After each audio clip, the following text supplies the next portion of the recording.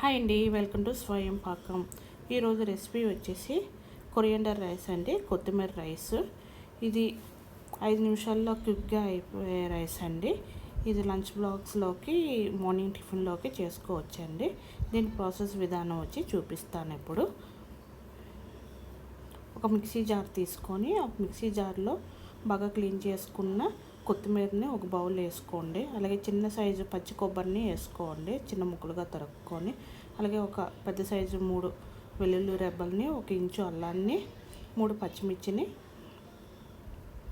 అలాగే 1 table spoon జీలకర్రని వేసుకోండి. జీలకర్ర వేసుకున్నాక ఒక 3 to 4 టేబుల్ స్పూన్లు వాటర్ పోసుకొని ఇది మెత్తని పేస్ట్గా చేసుకోవాలండి. ఎక్కువ వాటర్ ఉండకూడదు.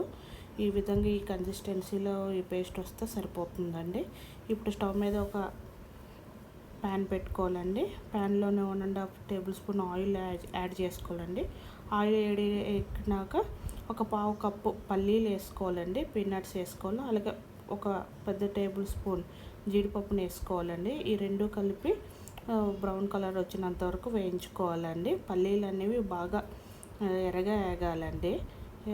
అలాగే జీడిపప్పు కూడా బ్రౌన్ కలర్ వచ్చిన దాకా వేయించుకోవాలండి. ఈ విధంగా కొంచెం 80% దాకా వేగినాక ఇప్పుడు ఇందులోనే 1 టేబుల్ స్పూన్ మినప్పప్పు, 1 టేబుల్ స్పూన్ శనగపప్పు వేసుకోవాలండి. ఈ శనగపప్పు, మినప్పప్పు అనేవి బాగా బ్రౌన్ కలర్ లాగా వచ్చేదాకా వేయించుకోవాలండి. ఇవన్నీ మీడియం ఫ్లేమ్లోనే వేయించుకోవాలండి.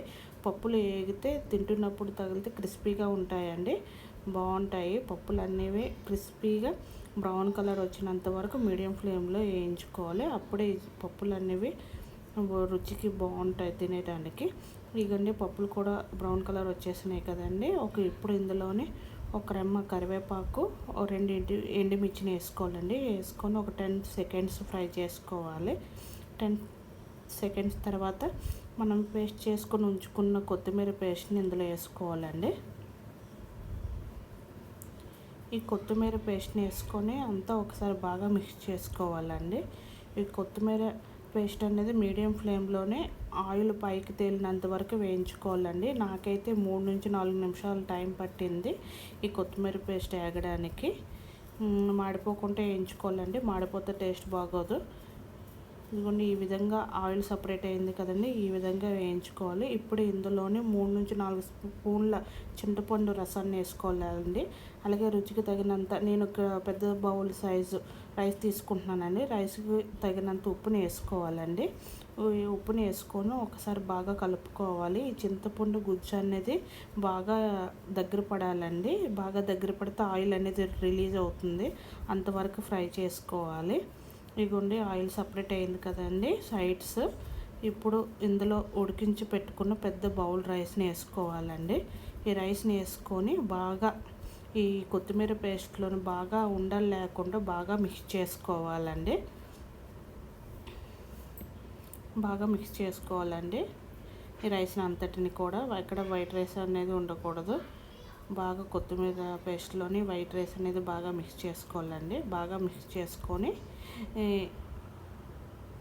ఒక 2 మినిట్స్ స్టవ్ మీద ఫ్రై చేసి వేపుకుంటే సరిపోతుందండి. Stove off చేసుకోవడమేనండి. ఏ కూరలు లేనప్పుడు ఈ విధంగా ట్రై చేయండి. ఇంకేమీ అక్కర్లేదు, ఏ ఫ్రైతో కూడా అక్కర్లేదండి. తినడానికి చాలా బాగుంటుంది. ఇది లంచ్ బాక్స్లో కూడా పిల్లలకు పెట్టవచ్చండి. మీకు కనుక ఈ రెసిపీ నచ్చినట్టయితే లైక్ చేయండి, షేర్ చేయండి, నా ఛానల్ సబ్స్క్రైబ్ చేసుకోండి. Thank you for watching.